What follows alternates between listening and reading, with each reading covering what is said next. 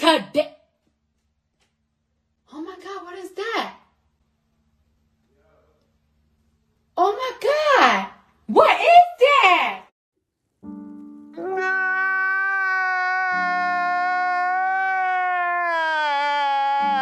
Blake Lively wanted a legacy film. She got a lawsuit instead. Colleen Hoover wanted Hollywood validation. What she got was a slow unraveling that exposed how quickly fame can rewrite loyalty. And standing in the middle of it all is Justin Baldoni, the man who, in my opinion, built the bridge both women decided to burn. For a while, it looked unstoppable. It Ends With Us was the Cinderella story every studio dreamed of. A $25 million production turned into a $351 million global success. It transformed a book talk author into a brand name and gave Hoover the kind of cultural dominance most writers never touch. Justin Baldoni directed it with precision and empathy, and for a moment, everyone believed this was the start of something permanent. But fairy tales in Hollywood come with contracts and consequences. Behind the press tours and curated smiles, the fractures had already begun. Justin Baldoni reportedly acquired the rights to It Ends With Us years before Colleen Hoover became a mainstream powerhouse. He was the first to champion her work publicly when it was still an underdog story from the internet. From what has been shown in the public record, he protected her story and guided the adaptation with respect for its message. For several years, they appeared to work side by side. Then, Blake Lively entered the frame, and the entire dynamic shifted. Once Blake stepped into the spotlight, everything started to change.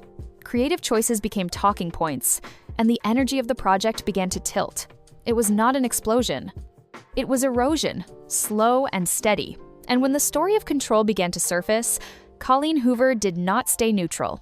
She publicly aligned herself with Blake.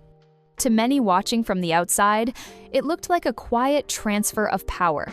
She went from praising Baldoni to echoing Blake's vision as if the original partnership had already served its purpose.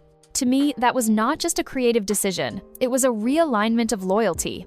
She hitched her name to the brighter star, perhaps believing that being near Hollywood royalty would make her own crown shine brighter.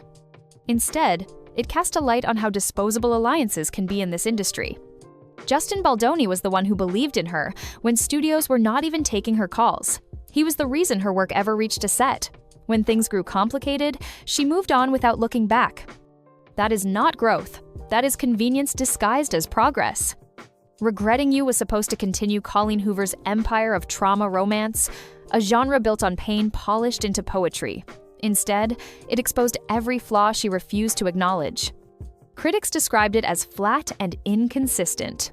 Viewers said it lacked emotional depth, and by the end of its first weekend, it was clear that the formula that once printed money had finally run dry. The film launched with a 17% score on Rotten Tomatoes. The Hollywood Reporter suggested it might mark the end of the Colleen Hoover adaptation trend. Deadline described it as overwrought melodrama. The Guardian called it a bland misfire. That kind of consensus is not a stumble, it is a collapse. It Ends With Us had the kind of head start that made failure almost impossible. 10 million copies sold worldwide, 3 million in the United States in 2022 alone. It was a book readers clung to like therapy, Regretting You never had that energy. It was a mid-tier title that people enjoyed and then forgot. Hollywood acted like it was another phenomenon when it was barely a ripple. So when Regretting You arrived in theaters, it did not just fight the shadow of a lawsuit, it fought exhaustion. The same recycled story beats, the same emotional shortcuts, the same uneven dance between heartbreak and humor. Viewers were not angry, they were simply over it. Paramount's marketing told the story better than any review could. It was quiet, hesitant, almost apologetic. Colleen Hoover skipped the press tour, citing medical reasons. Maybe that was genuine. Or maybe she preferred distance over confrontation. Either way, the absence spoke louder than words. Collider reported that Regretting You reached 25 million globally after its first Monday, surpassing a few smaller titles but falling well short of profitability. Critics called the performance respectable. Respectable is what studios say when they have run out of compliments. That is not success. That is endurance with better lighting. The contrast between these two films is hard to ignore. It Ends With Us worked because it had direction, empathy, and a creative team unified behind one vision. That is, until someone took over the set. Regretting You, from what I hear and read, feels like it was made by committee. It apparently lacks focus, purpose, and conviction. The tone is supposedly scattered, the message uncertain, and the performances feel lost in transition. Even Hoover's loyal readers saw this coming. Regretting You was never the fan favorite. It was filler between bigger releases. But the studio system rarely understands nuance. They saw statistics and forgot storytelling. The same Hollywood machine that turned her into a brand is now quietly questioning whether that brand can still sell tickets. 2 more adaptations are in production. Reminders of Him scheduled for next year, and Verity set for 2026 with Anne Hathaway and Dakota Johnson. On paper, they sound like redemption arcs. In reality, they feel like final exams. The industry wants proof that Colleen Hoover can still command attention after this misfire. When Forbes begins asking whether the Hoover era is over, the answer is usually already written. Blake Lively backlash being the reason this film failed is probably an exaggeration, but the shoe does fit oh so well. This situation was never about luck or superstition. It was about timing, reputation, and what happens when ambition outruns authenticity. Regretting You failed because it was hollow. The lawsuits did not sink it. The creative fatigue did. Colleen Hoover built her empire by writing pain with honesty.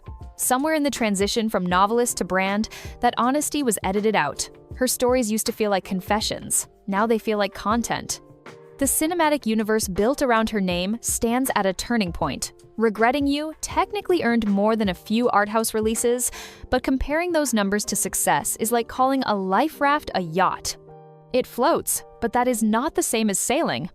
So no, I will not be watching Regretting You. Not out of bitterness, though I admit there is some, but because I value consistency over convenience. Not because of internet backlash, but because I cannot support a creative partnership that vanished the moment it stopped being useful. Loyalty should mean more than exposure. Justin Baldoni helped make her work matter to a wider audience, and when the storm came, she, in my opinion, chose the path of least resistance and saw the potential of being in the good graces of Blake and Ryan. That is not ambition.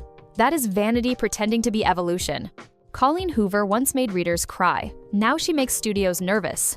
She taught millions how to stop chasing toxic stories, so maybe it's only right that it ends with us not watching anything she touches again. That's my opinion!